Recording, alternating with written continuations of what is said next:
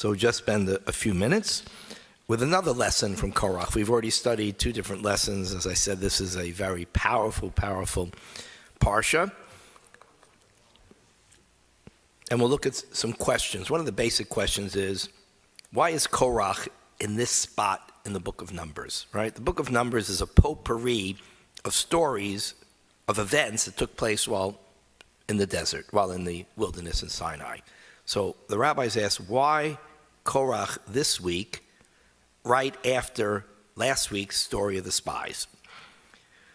So they want to know why the rebellion of Korach occurs here in the biblical story.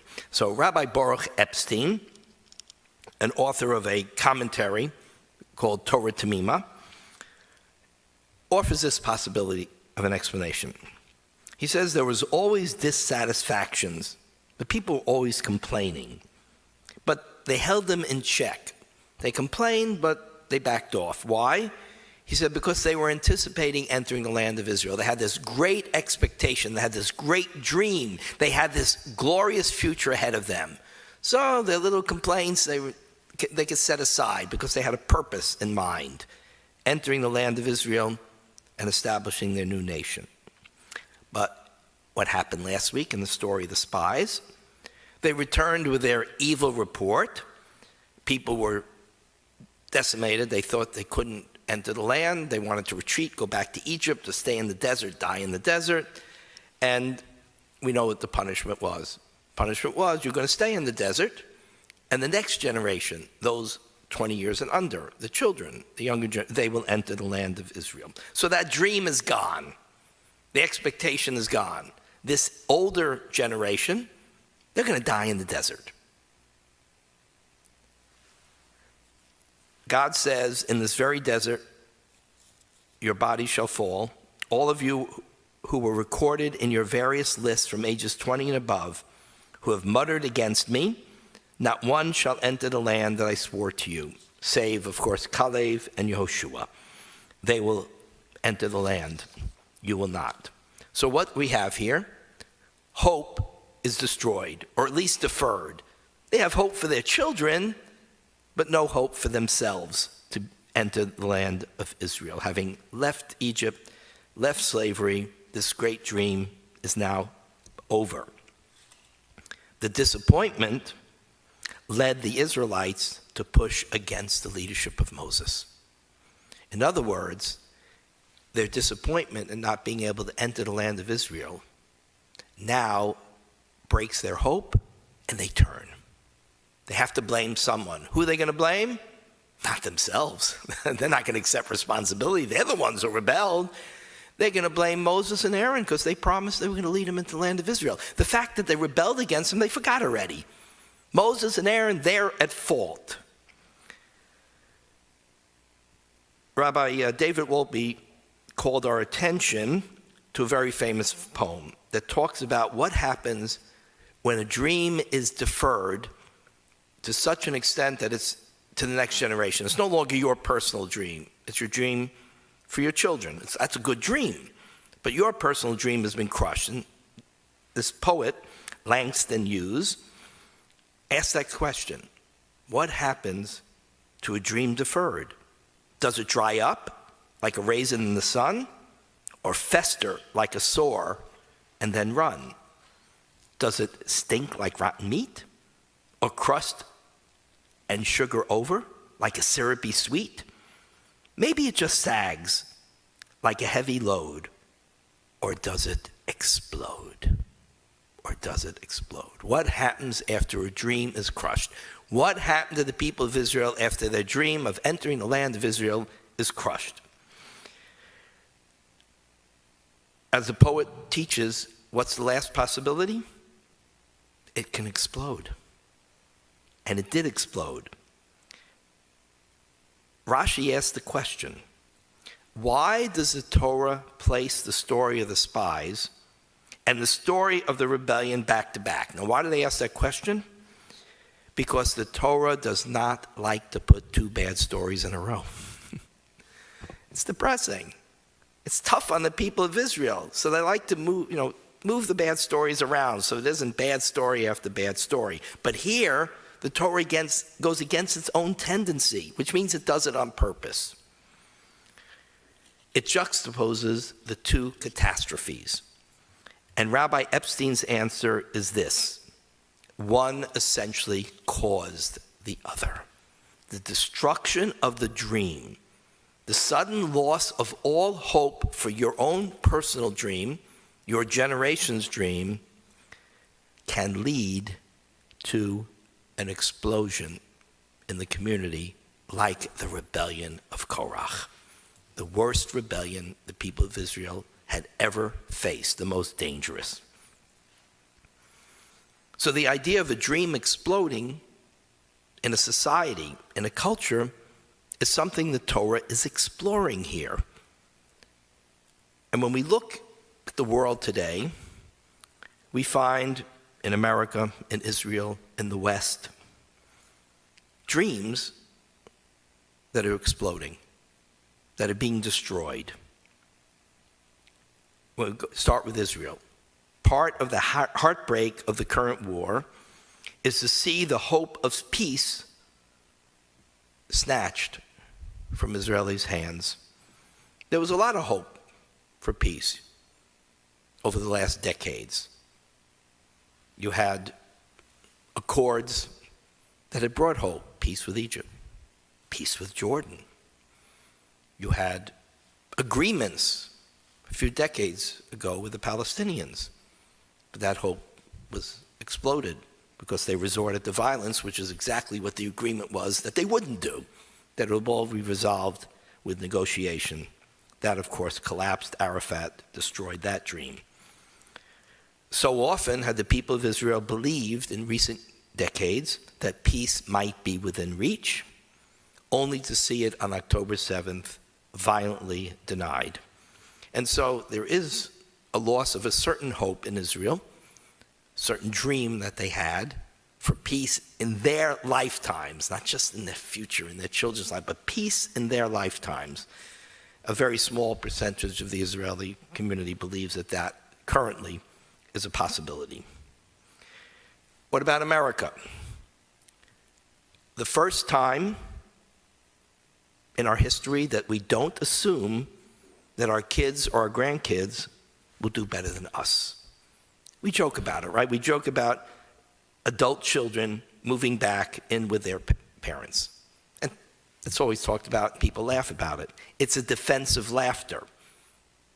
That's what happens when you have bad news. Sometimes you laugh because you don't know how to respond. It's not funny. It's not funny for society where children have to turn to their parents either for a place to live or enough to survive.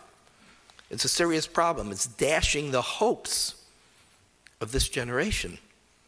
The American dream, own a home, to be independent. Every parent wants their child to be independent. What happens when that dream is crushed?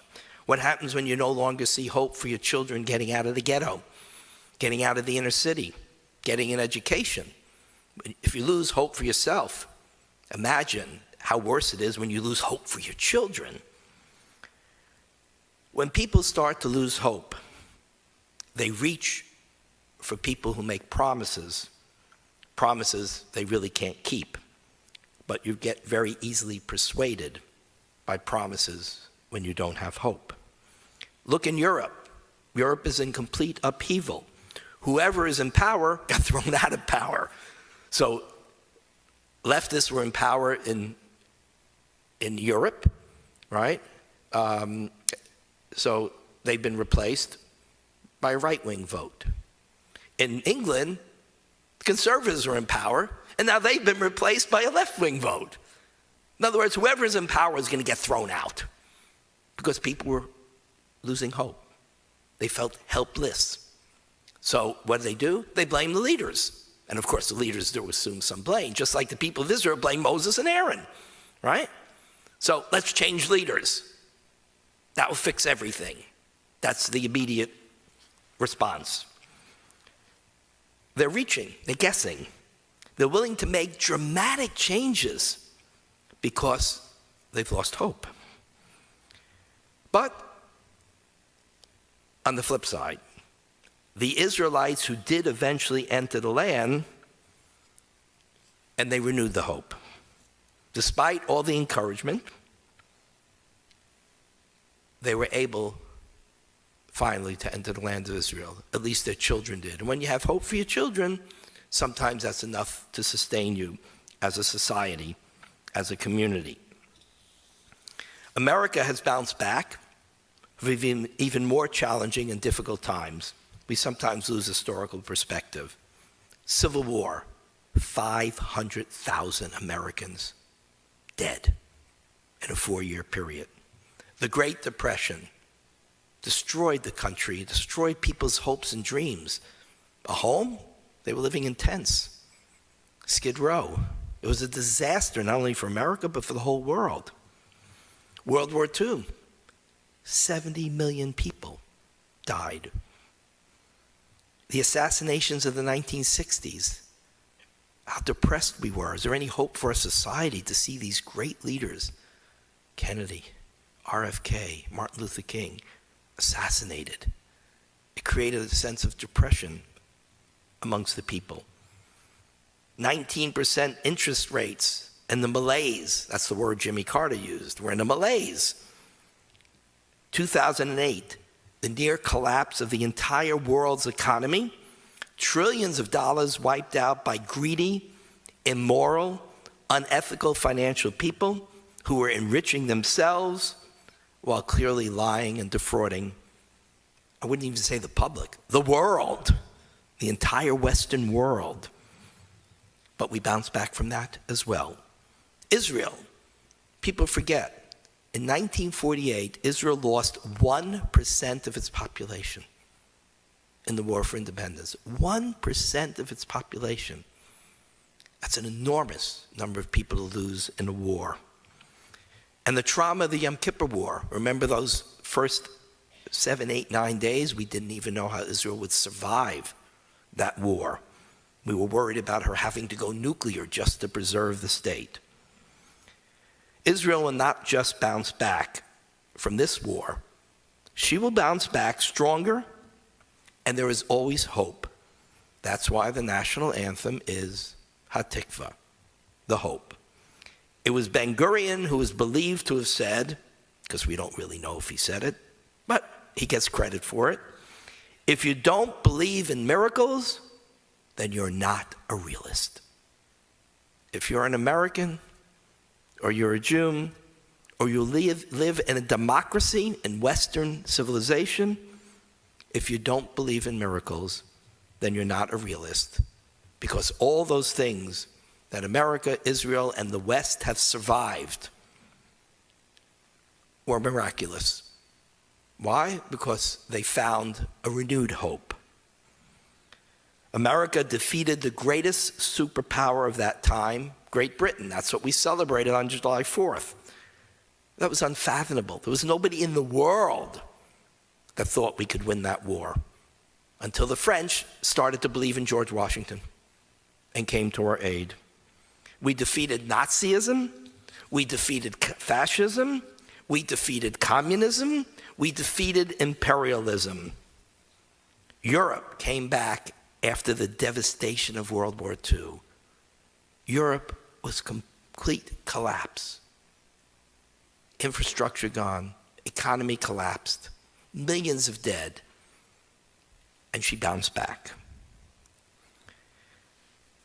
The priority in creating that bounce back, that ability to overcome difficulties that America faces now, that the West faces, that Israel faces, is to restore pride in our accomplishments of the past, to understand what we are capable of doing as nations, nations that live in freedom, and to understand what we have overcome in the past, what we have built for the future. Restoring that hope, restoring that confidence, restoring that belief in oneself and in one's country, in one's culture, and in one's fundamental goodness is the key to overcoming a dream that gets shattered and create new dreams. That's what we are capable of. That's what we have done throughout our history as Jews, throughout our history as America, and what Western civilization has done to renew itself throughout the millennium. As we say in Hebrew, Yeh Beseder. Everything will be okay. Shabbat Shalom.